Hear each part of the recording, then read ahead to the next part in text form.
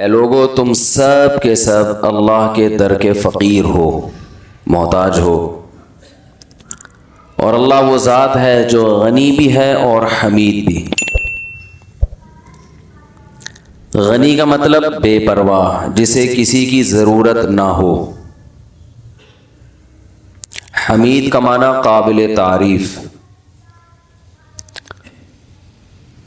تو اللہ نے ہمیں اس آیت میں بتایا کہ ہم سب اللہ کے در کے محتاج ہیں۔ اللہ تعالیٰ نے انسان کو اشرف المخلوقات پیدا کیا، سب سے زیادہ عزت والی مخلوق،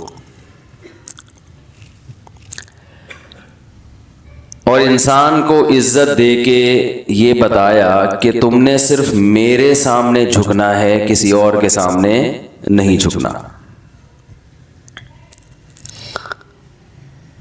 کسی اور کے سامنے جب انسان جھکتا ہے تو اس جھکنے کی دو قسمیں ہیں۔ ایک قسم ایسی ہے جس سے وہ اسلام سے ہی خارج ہو جاتا ہے، اور ایک قسم ایسی ہے جس سے اسلام سے خارج تو نہیں ہوتا لیکن اس کی عزت اللہ کی نظر میں گر جاتی ہے۔ ایک جھکنا جس سے انسان اسلام سے ہی خارج ہو جاتا ہے وہ ذلت اور کسی اور کے سامنے وہ انکساری جو عبادت کہلاتی ہے، یعنی کسی اور کی عبادت پہ آ جانا۔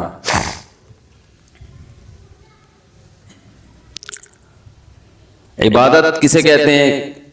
کسی کے سامنے کسی کی ایسی تعظیم کرنا کہ آپ کا یہ نظریہ ہو کہ جس کی میں تعظیم کر رہا ہوں لہو سلطۃ غیبیۃ، اس کو ایک غیبی قدرت حاصل ہے، جس قدرت کے ذریعے یقدر بها علی النفع والضرر بغیر السبب، کہ وہ بغیر کسی سبب کے میری مدد کر سکتا ہے، مجھے نفع پہنچا سکتا ہے یا مجھے نقصان پہنچا سکتا ہے۔ جب کسی کے بارے میں آپ کا یہ نظریہ ہوگا کہ یہ مجھے فائدہ پہنچا سکتا ہے اور نفع، اور یہ فائدہ اور نفع کسی لاجک کے تحت نہیں، ویسے ہی جب چاہے پہنچا سکتا ہے، اس جذبے کے ساتھ جب آپ کسی کی تعظیم کریں گے تو یہ تعظیم عبادت کہلائے گی، یہ اللہ کے علاوہ کسی اور کے لیے جائز نہیں ہے۔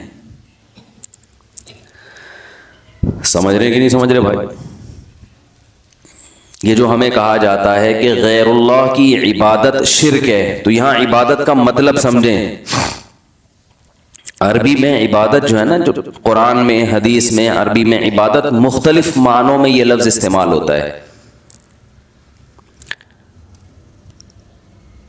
غلامی، عبادت کا لفظی مطلب کیا ہے؟ غلامی۔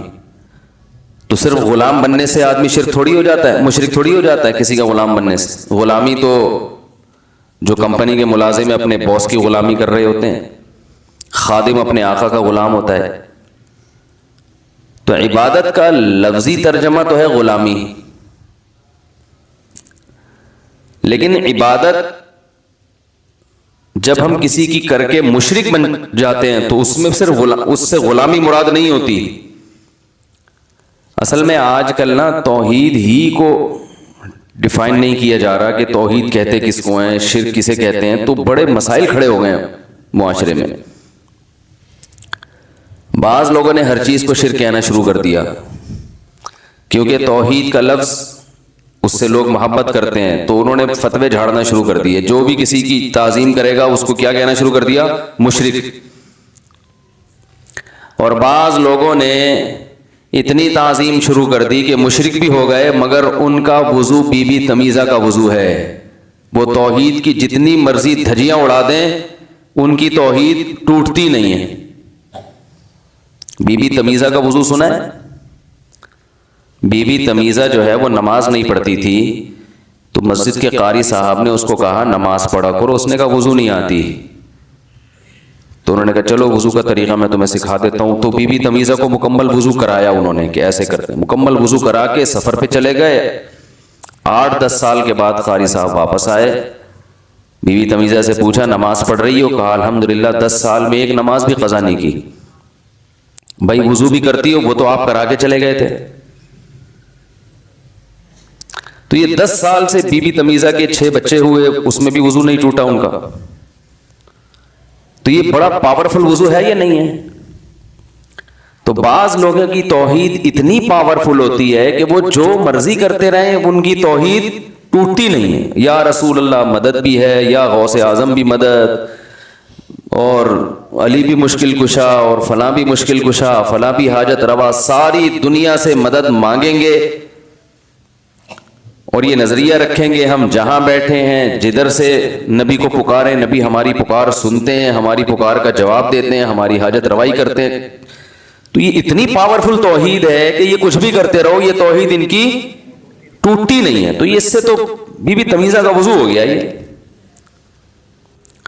تو افراط و تفریط غلو ہے۔ بعض لوگ توحید کے معاملے میں ایسے سینسٹیو ہیں کہ ان کی نظر میں ہر ایک کیا ہے؟ مشرک ہے۔ وہ اگر کسی کو دیکھیں گے نا اپنے پیر صاحب کے جوتے اٹھا رہا ہے تو وہ بھی گویا مشرک ہے، اس نے تعظیم کی۔ کسی بزرگ کا ہاتھ چوم رہا ہے تو وہ بھی مشرک۔ فضائل اعمال کی کرامتیں جو ہیں وہ بھی کیا ہیں؟ حالانکہ وہ کرامتیں ہیں، کرامت تو توحید کی علامت ہوتی ہے کہ اللہ اپنے بندوں کے ہاتھوں یہ بھی کر سکتا ہے۔ تو اللہ کی توحید کی دلیل ہے، قدرت کی دلیل ہے کہ اللہ نے کسی بزرگ کے ہاتھ پہ یہ بھی کر کے دکھا دیا۔ یہ تو اللہ کی قدرت کی دلیل ہے، بزرگ کی قدرت کی تھوڑی دلیل ہے۔ لیکن اس کو بھی انہوں نے کیا کہنا شروع کر دیا؟ شرک۔ فضائل صدقات بھی شرک، فضائل اعمال بھی شرک۔ مگر یہی کرامتیں جب بخاری اور مسلم کے محدثین اور راویوں سے صادر ہوں تو وہاں کوئی کلپ مارکیٹ میں نہیں آئے گا، چپ۔ ٹھیک ہے نا؟ سمجھ رہے ہیں؟ فضائل اعمال یا فضائل صدقات میں کوئی بزرگ کی کرامت ہے کہ مردہ زندہ ہو گیا تو فلانا ہو گیا تو ڈمکانا ہو گیا، تو وہ شرک۔ لیکن وہی کرامت کسی ایسے محدث سے منقول ہو جو بخاری اور مسلم کے راویوں میں سے ہو تو کوئی کلپ ان لوگوں کا مارکیٹ میں نہیں آئے گا، چپ ہو جاتے ہیں، منافق ہیں۔ تبھی ہم بار بار کہتے ہیں کوئی سامنے بیٹھے گا تو بات کرے آدمی، بیٹھتے ہی نہیں کم وقت سامنے کبھی نہیں بیٹھیں گے۔ تو کرامت شرک نہیں ہوتی، کیونکہ کرامت کی نسبت کس کی طرف ہوتی ہے؟ اللہ کی طرف، بزرگ کی طرف مجازن نسبت کی جاتی ہے۔ معجزہ اصل میں اللہ کی طرف منسوب ہوتا ہے، معجزے کی نسبت پیغمبر کی طرف مجازن ہوتی ہے، حقیقتاً نہیں ہوتی۔ حضرت عیسیٰ علیہ السلام کہتے تھے احیی الموتى، میں مردوں کو زندہ کرتا ہوں، حالانکہ ہمارا یہ نظریہ حضرت عیسیٰ مردوں کو زندہ نہیں کرتے تھے، نہ کر سکتے تھے، یہ طاقت کسی بشر میں ہے نہیں۔ لیکن حضرت عیسیٰ کی طرف مردوں کو زندہ کرنے کی نسبت یہ شرک نہیں ہے، اس لیے کہ یہ حقیقی نسبت نہیں ہے۔ اللہ زندہ کرتا تھا، زبان حضرت عیسیٰ کی استعمال ہو رہی ہے تو مجازن ان کی طرف نسبت کر دی۔ تو بعض لوگوں کو شرک کے فتوے لگانے میں ماسٹر، اور بعض ایسے ہیں کہ ان کی توحید بی بی تمیزہ کے وضو کی طرح، وہ ٹوٹنے کا نام لے گی نہیں۔ تو میں اصل میں یہ عرض کر رہا تھا کہ کون سی تعظیم ایسی ہے جو عبادت کہلاتی ہے اور جس کی وجہ سے انسان اسلام سے خارج ہو جاتا ہے۔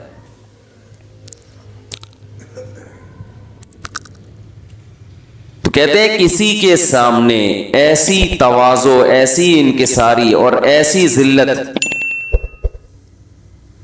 کسی ایسے کے سامنے جس کے بارے میں آپ کا یہ نظریہ ہو کہ یہ میرے نفع اور نقصان پر قدرت رکھتا ہے اور نفع اور نقصان پہنچانے کے لیے کسی سبب کا محتاج نہیں۔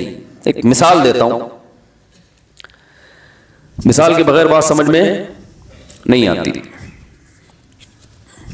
دیکھو ہم نماز میں اتحیات میں بیٹھتے ہیں دو زانوں، کیا خیال ہے؟ بیٹھتے ہیں کہ نہیں بیٹھتے؟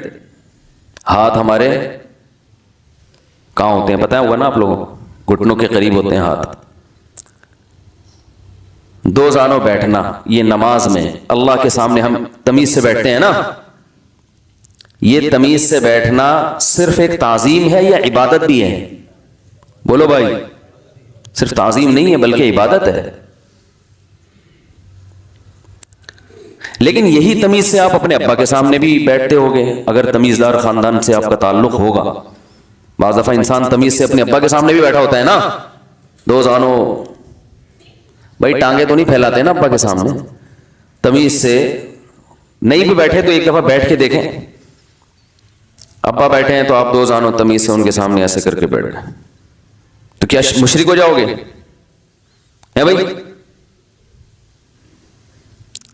حضرت جبریل علیہ الصلاۃ والسلام جب انسانی شکل میں رسول اللہ صلی اللہ علیہ وسلم کی خدمت میں حاضر ہوئے تو دو زانوں آپ کے سامنے آ کے بیٹھے. فَأَسْنَدَ رُكْبَتَيْهِ إِلَىٰ رُكْبَتَيْهِ وَوَضَعَ كَفَّيْهِ عَلَىٰ فَخِذَيْهِ. حدیث کے الفاظ ہیں کہ اپنے گھٹنوں کو آپ صلی اللہ علیہ وسلم کے گھٹنوں سے ملایا. یہ جب ہی ممکن ہے جب دونوں دو زانوں بیٹھے ہوں. ارے بھائی اتحیات کی شکل میں جب بیٹھے ہوں تو ہی گھٹنا گھٹنے سے مل سکتا ہے نا. اور پھر آ کے نبی صلی اللہ علیہ وسلم سے سوال پوچھا مل ایمان, ایمان کیا ہے. تو یہ بڑی تمیز سے ادب احترام سے بیٹھے تھے نبی کے پاس. وہی پوزیشن جو اتحیات میں ہوتی ہے. تو کیا ہم یہ کہیں گے کہ حضرت جبریل نے محمد صلی اللہ علیہ وسلم کی تعظیم کی, وہی تعظیم جو ہم اللہ کی کرتے ہیں, تو گویا آپ نے عبادت کی, گویا پھر آپ معاذ اللہ مشرک ہو گئے؟ تو یہ کہنا درست ہوگا؟ تو سوال پیدا ہوتا ہے فرق کیا ہے اس تعظیم میں اور اس تعظیم میں؟ بھائی سجدہ کرنا اللہ کو عبادت ہے, یہ عبادت کسی اور کے لیے جائز نہیں ہے. لیکن اللہ نے فرشتوں کو حکم دیا آدم کو سجدہ کرو. کیا خیال ہے بھائی؟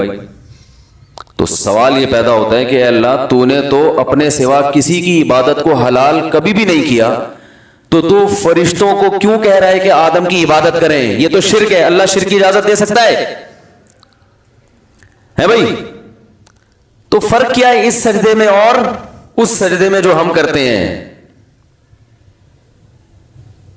فرق یہ ہے کہ جب آپ ابا کے سامنے دو زانوں تمیز سے بیٹھتے ہیں تو ابا کی تعظیم ہے, ادب ہے, احترام ہے, لیکن دل میں یہ جذبہ نہیں ہے کہ یہ تعظیم میں اس لیے کر رہا ہوں کہ یہ جو سامنے والا اتنا قابل تعظیم ہے کہ میں اس کا ایسا غلام ہوں کہ یہ میری ذات پہ جو چاہے تصرف کر سکتا ہے, یہ جب چاہے مجھے فائدہ پہنچا سکتا ہے, جب چاہے مجھے نقصان پہنچا سکتا ہے.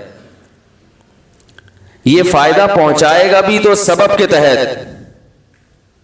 بھائی تھانے دار کے سامنے آپ دو زانوں بیٹھتے ہیں اس لیے کہ فائدہ پہنچا سکتا ہے, نقصان بھی پہنچا سکتا ہے, لیکن ایک دائرہ کار ہے, اس دائرے سے آگے نہیں جائے گا. تعلقات استعمال کرے گا, یہ سبب ہے. بندوق کا استعمال کرے گا, یہ سبب ہے.